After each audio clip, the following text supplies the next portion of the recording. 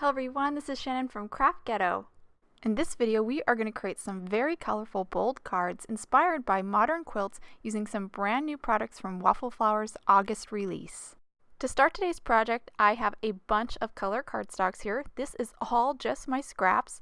I have 22 colors picked out, and I'm going to combine them with this color combo die set.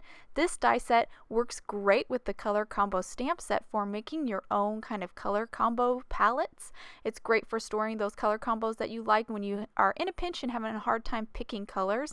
I'm going to use this die very differently today and use it to create a little pieces of paper that I will combine together to build a quilt. Today I'm using the die that cuts out the triangles, so one large and two small, but actually a lot of the dies in that color combo die set could be used to create your own modern quilt.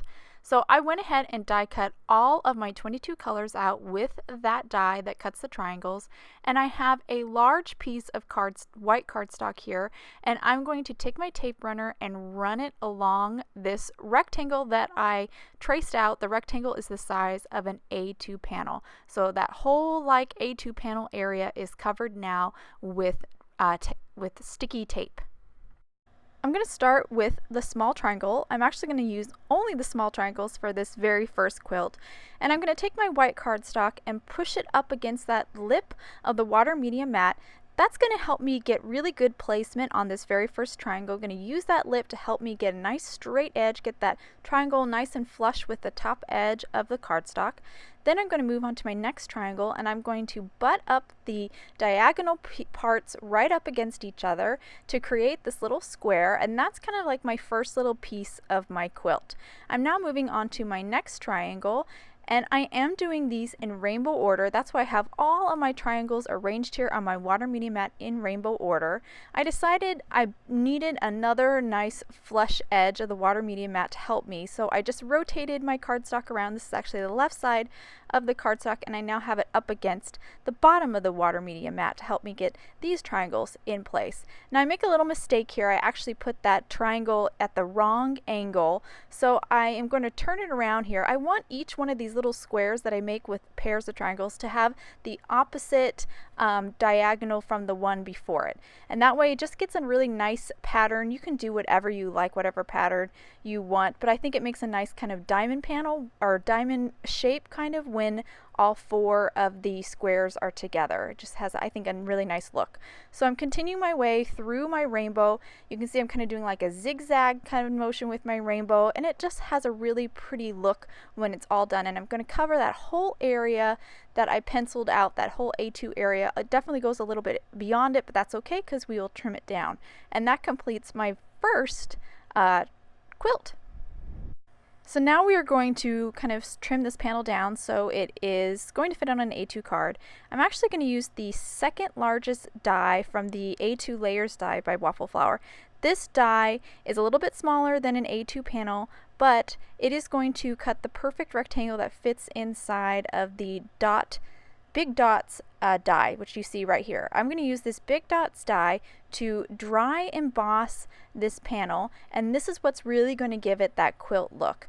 To dry emboss, you need a rubber mat, which you see right there, and then you're going to grab your cardstock, place the die on top, and then put that sandwich, the die and the paper, directly on top of that rubber mat. That rubber mat is going to prevent that die from cutting the cardstock, but will give a really great impression, just like embossing folders would, but we're doing it with a die. So I just ran it through my die cutting machine, and you can see here, when I hold it to the camera, we have this beautiful circle kind of impression on the cardstock. Really gives it that look of like that's quilting, stitching on a quilt. So a really pretty look. I'm now going to move on to a second panel. I'm going to make a second quilt here with these remaining big triangles that I cut with that die earlier. So again, I'm going to do them in rainbow order. I covered a little bit larger area than an A2 panel on this large piece of white cardstock. This white cardstock, actually, by the way, is about 5.5 by 8.5. It doesn't really matter what size cardstock you use. You just want to make sure it is bigger than an A2 panel. So now that I have all these big triangles stuck down, I am again going to trim this down. This time I'm going to use the largest die from the A2 layers. This largest die from the A2 layers cuts a perfect A2 panel, so 4 1/4 by 5 1/2. I'm just going to center it on my kind of quilt here and then run it through my die cutting machine, and then I'll remove the tape, and then I'll have this perfect A2 panel. I'm going to then use this panel and die cut a frame using that second largest die from the A2 layers die set. This is going to cut a really small thin frame, and again remember that second largest A2 die cuts a perfect rectangle that fits within that big dots die. I'm going to use this thin frame to actually frame that quilt, so a little different look for this one beyond the larger triangles. I am going to dry emboss it. Before I do that, I'm going to take that panel and, just like I did with the first panel, run it through my die cutting machine with the rubber mat and the big dots die to do some beautiful dry embossing. And to finish these cards up, I do need to create my sentiments. I have some sentiments from the Big Dots stamps or sentiment stamp set, and I'm going to do a little heat embossing. So I put down some Onyx anti-static powder, then ink them up with VersaFine Onyx black ink, put on some clear embossing powder, and now I'm heat setting these.